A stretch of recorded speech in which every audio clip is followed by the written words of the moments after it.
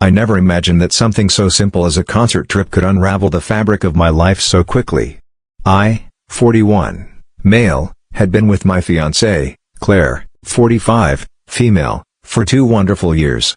We had met at our son's art class, an unlikely place for our paths to cross, but somehow fate brought us together.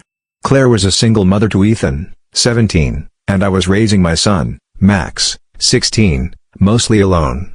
My ex-wife had virtually no involvement in Max's life, while Claire's ex, Jack, was much more present in Ethan's world. The differences between our parenting dynamics were always subtle, but they existed, lurking beneath the surface. Last November, Claire and I made the decision to take the plunge and move in together. We thought it was the right time, everything seemed perfect. Our sons had begun to accept the idea of us being a family, though we were careful not to force any kind of bond between them. They were both older teenagers, each with their own set of attitudes and resentments. We let them navigate their relationship on their terms. For the most part, things had gone smoothly. There were a few hiccups here and there, occasional clashes, typical teenage behavior, misunderstandings. But nothing prepared me for what happened yesterday. It all started innocently enough. Ethan, his friend Kyle, Max, and his friend Tyler were heading to a concert in a nearby city. They were all excited, thrilled by the idea of spending the evening at a concert for a popular artist. The venue was a 30-minute drive down the highway, and Claire trusted Ethan to drive. Ethan had his license, though I wasn't thrilled about him taking the car. It was a small thing, something I had to accept. They left around 5 p.m. And for the first couple of hours, everything seemed fine. Claire and I had a quiet evening at home, watching TV and having dinner. We exchanged texts with the boys every now and then, asking how things were going. But as the night wore on, I began to get a sinking feeling in my stomach. It was around 10 p.m. when I received a call from Max. He was almost in tears. My heart dropped. "Dad, I don't know what happened," Max stammered, barely able to speak through the panic in his voice. We stopped at a diner to eat. We went inside to get food, and when we came out, Ethan and Kyle were gone. The car's gone too. They just left us there. I couldn't process what he was saying. It didn't make sense. They couldn't have just left him stranded. They were supposed to be looking out for each other, right? I immediately called Ethan's phone, but he didn't pick up. I tried again. Nothing. I left a voicemail, my voice shaking with a mix of frustration and fear. I acted quickly. I ordered an Uber to get Max and Tyler home. The thought of my son stranded, in a strange city with no way to get home, made my blood run cold. I called Claire, explaining the situation. She was just as upset, though she seemed more concerned with how to manage things between the boys. But I couldn't think about that. Not now. I needed to focus on getting Max back home safely. After what felt like an eternity, the Uber arrived, and the boys were on their way back. I then called Ethan's phone again, this time with a sense of authority that I hadn't used before. When he finally answered, there was no apology, no explanation. "What the hell, Ethan?" I demanded, my voice low and controlled, though inside I was furious. "Why the hell would you leave Max like that?" "Sorry, I don't know what happened." Ethan's voice was nonchalant, almost dismissive. "We just got tired of waiting for them. They were just being annoying. So we left." I was stunned, his complete lack of remorse chilling me. I tried to reason with him, but he hung up on me mid-sentence. When Max finally made it home, the tension was unbearable. Claire was furious with me for confronting Ethan, accusing me of overreacting, of disciplining her son when it wasn't my place. "He's my son, not yours," she snapped, her face a mixture of frustration and disappointment. "He's already been punished." I couldn't understand why she wasn't as upset as I was. Ethan had endangered my son, left him stranded in the dark without a care in the world. What kind of punishment was grounding him going to do? I felt my frustration rising. "We need to have a serious conversation about this," I said, my voice tight with anger. "This isn't just a slap on the wrist. He could have gotten someone hurt, Max could have gotten hurt. It was reckless." Claire's face flushed with anger. "You're overstepping. He's my son, not yours. And you don't get to tell me how to parent him." The argument spiraled quickly, our words growing sharper, the tension between us palpable. Her ex-husband, Jack, even got involved, texting me to say I had no right to overreact. It was a nightmare. Ethan had acted like a spoiled brat, and instead of taking responsibility, he was being coddled. Later, I learned that part of the tension stemmed from a long-standing issue between Tyler and Kyle. They had been exes, and the relationship had ended on a bitter note. But still, Ethan should have been the bigger person, the responsible one. He was supposed to be setting an example for Max. But that night, instead of being a role model, he had been a coward. And the consequences were still unfolding, the cracks in our blended family widening with each argument. I had always been the independent one in my family. Growing up, I was taught that hard work and perseverance would get me what I wanted. But after my father died in a car accident last year, everything changed. At 23, I found myself without a safety net. My father was gone, and my mother, who had divorced him years ago, offered me a place to stay. It wasn't ideal, but I had no other option. I moved in with her, hoping to regroup, find a job, and get back on my feet. The first few months were tough. I couldn't find work, and the pressure weighed heavily on me. I spent my days scouring job listings, attending interviews, and trying to stay optimistic. Meanwhile, my mother didn't exactly make things easy. She wasn't outright cruel, but her constant need for attention, her emotional outbursts, and her complete lack of respect for my privacy made living there a nightmare. I had no space of my own.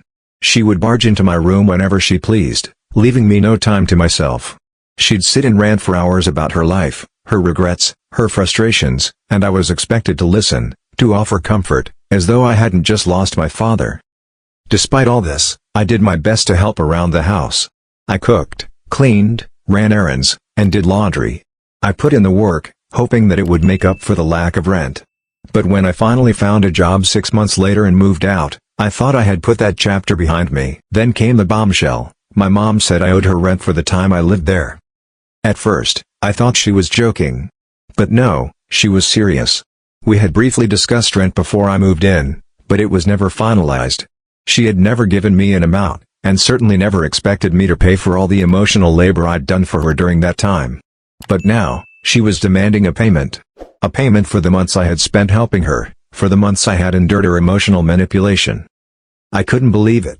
I wasn't a tenant in her house, I was her daughter. My therapist had described my relationship with her as emotionally abusive, as a narcissistic dynamic, and I finally started to see the truth in those words. I refused to pay. I couldn't justify it. My friends, some of whom had witnessed my struggles, thought I should pay something, but I disagreed. I'd given enough. I'd sacrificed my privacy, my peace of mind, and my well-being. Now she wanted money for it? No. This wasn't just about rent. It was about her inability to see me as an equal, as a person who deserved respect. And I wasn't going to let her get away with it. The decision to build a secret room was, in hindsight, reckless, but at the time, it felt like the ultimate indulgence. I, 29, female, had always dreamed of having a hidden space, a sanctuary where I could retreat from the world. After years of working unstable jobs, I finally landed a great position with a substantial bonus. I had the means to make my dream a reality, so I did. I hired a contractor and transformed a spare room into a secret chamber. It was an extravagant project, one that included a circular staircase leading to a hidden basement space. It wasn't just a room, it was a statement, a reflection of my independence, my desire for privacy, and my success. But not everyone understood. My partner, 32, male, was furious. He saw the renovation as wasteful, a selfish use of money that could have been spent on something more practical, like paying off debt or saving for our wedding. I understood his concerns, but I couldn't shake the feeling that this was my moment to enjoy life, to spend the money that had been found in my bonus. The tension grew, the arguments escalating. I was frustrated by his inability to understand my need for personal space, my need to indulge in something that was solely for me. Meanwhile, he couldn't get past his practical mindset, his focus on the future instead of the present. Things got worse. He moved out, staying with his brother, and the emotional distance between us grew. Our relationship, once filled with promise, was now hanging by a thread. I had built the secret room, but in the process, I had built a wall between us, a wall that was now impossible to tear down. The argument between Claire and me over Ethan's actions wasn't just about a car ride, it was about control, responsibility, and the limits of what I could accept in our blended family. The walls between us grew taller with each word spoken, until we were no longer just disagreeing over discipline, we were questioning the very foundation of our relationship. Claire was defensive, caught between her son and me. Her instinct to protect Ethan, no matter the circumstances, clashed with my own instinct to protect Max. But even worse, I started to feel like she wasn't seeing the danger that Ethan had put my son in. The next few days were an emotional roller coaster. Max didn't want to talk much about it. He felt embarrassed and betrayed. The trust he had in Ethan shattered in an instant. Ethan, on the other hand, seemed indifferent to the consequences of his actions. When we spoke again, he apologized, but it was half-hearted, a mere formality. He didn't understand the gravity of what he had done, and that was what hurt the most. I expected him to learn from the experience, but instead, he acted like nothing had changed. As the tension lingered, Claire and I found ourselves growing more distant. The house that was supposed to bring us closer together felt more like a battleground. Our once comfortable life was now divided into factions, my son and me on one side, her son on the other. Every conversation, every glance, felt loaded with resentment. Then, there was the issue of Jack. Claire's ex-husband, whom I had always tried to get along with for the sake of their son, took it upon himself to send me a long message accusing me of overstepping, of acting like I was the parent of Ethan. He said I had no right to discipline him. That message, which was meant to be a reminder of my boundaries, only fueled the fire. It felt like an attack, an attempt to invalidate my role in our family. I wasn't sure what hurt more, the fact that Claire seemed to agree with Jack, or that Ethan seemed to have no real consequences for his reckless behavior. The following week was tense. We tried to have dinner as a family, but the silence between the four of us was deafening. Max and Ethan barely exchanged words, each lost in their own thoughts. The dynamic was off, and it wasn't just the kids, it was me and Claire, too. I knew we needed to fix this, but I didn't know how. Was it too late? Had I made a mistake by trying to parent Ethan?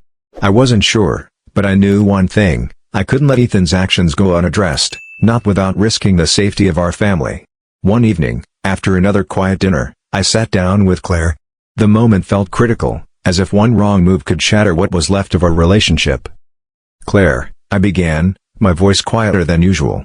"I need you to understand something. What Ethan did wasn't just a mistake. It was dangerous. And I need you to see that, too." She looked at me, her face a mixture of exhaustion and something deeper, regret, maybe. "I do see it. But I also see my son. He's struggling, and I don't know how to help him. I don't know what to do." "I understand," I said, feeling a pang of sympathy. "But we need to address this. He can't keep getting away with things because he's your son. I'm not asking you to choose, but I can't sit here and pretend that it's okay." Her eyes filled with tears, and for a moment, it felt like we were finally on the same page. But that moment was fleeting. Over the next few days, we made an effort to reconnect, but it was clear the damage had been done.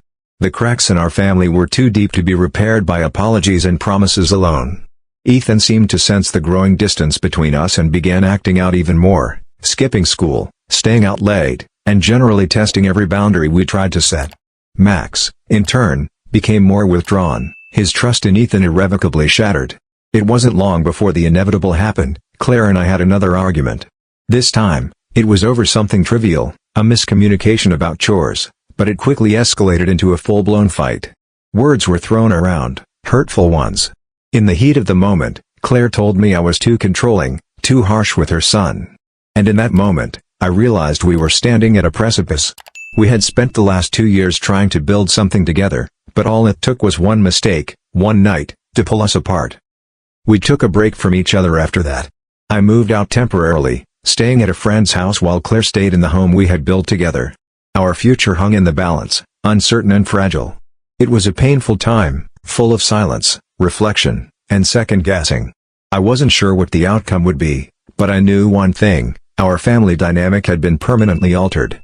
The question now was whether we could rebuild it or if we had reached the end of the road. The situation with my mom reached a boiling point when she formally demanded I pay rent. It felt like the final straw in a relationship that had been crumbling for years. My therapist had warned me about the dynamics at play in my family, but I had never imagined it would come to this.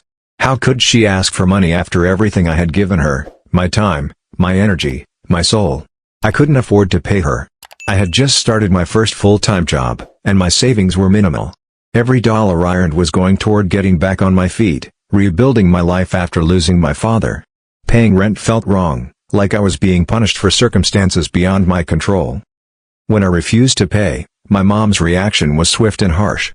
She became cold, distant, and accusatory. She claimed I was ungrateful, that I owed her for all the help she had given me while I lived under her roof, But I couldn't see it that way. What she called help had been manipulation, a constant demand for my attention, my emotional labor, and my patience. I tried to explain my side to her, but the conversation quickly turned hostile. She cried, claiming I was abandoning her, that I was no better than my father. But I stood firm. I had no choice but to protect myself, even if it meant severing ties with my mother. The emotional toll of living under her roof had been too great. I had spent too long feeling like I wasn't allowed to exist as my own person, to carve out my own life. I moved out, leaving the house behind, but the guilt didn't disappear overnight. My friends, though supportive, didn't fully understand the complexities of my relationship with my mom. I felt like an outsider in my own family, a person who was constantly navigating a toxic environment. But in the end, I realized that the hardest part wasn't leaving, it was accepting that sometimes, you have to cut ties with the people who were supposed to love you unconditionally in order to protect your own mental health. It wasn't about the rent, it was about finally reclaiming my own space. The secret room I had built in my house was meant to be a personal sanctuary, a space where I could escape from the world and just be myself. But instead, it became a symbol of everything wrong in my relationship with my partner, James. The arguments grew more frequent and intense. James couldn't understand why I needed something so extravagant, something so selfish. He thought I should have been more responsible, more focused on our future. He believed the money could have been used for a wedding fund or to pay off debt, but I couldn't let go of the idea of having something just for me, something that was a tangible representation of my success. When he moved out, I felt like a piece of my life had crumbled. The space I had created with such excitement now felt like a tomb, a reminder of everything I had lost. James had been the love of my life, but I had allowed my desire for independence, for something that was solely mine, to drive a wedge between us. Days turned into weeks, and the loneliness set in. The house felt too big, too empty. I missed him more than I expected. And yet, even though I longed for his return, I couldn't shake the feeling that the secret room had cost me more than just money. It had cost me my partner, the person I thought I would spend my life with. I had to ask myself, was it worth it? Was the dream of a hidden sanctuary worth the price of losing the person I loved? As time passed, I realized that some dreams, no matter how beautiful they seem, are better left unfulfilled. Sometimes, the things we think we want can destroy the very things we need. In the end, I learned that the cost of chasing after something that was purely for me had been too great. What good is a secret room if it keeps you isolated from the people you love? As the stories unfolded, I realized the common thread running through all of them: choices.